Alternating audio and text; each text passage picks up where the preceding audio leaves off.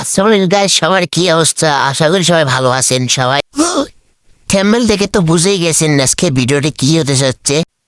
আপনাদের সবার প্রিয় দাদু গেমিং মেয়ে পেলে কি অবস্থা, মাথায় নষ্ট এর একটি ঘটনা।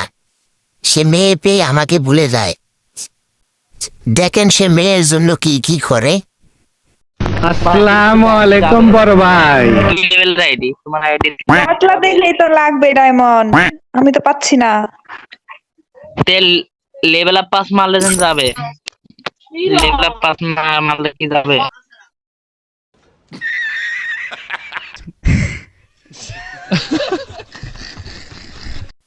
ভাই এটা কোনো কথা?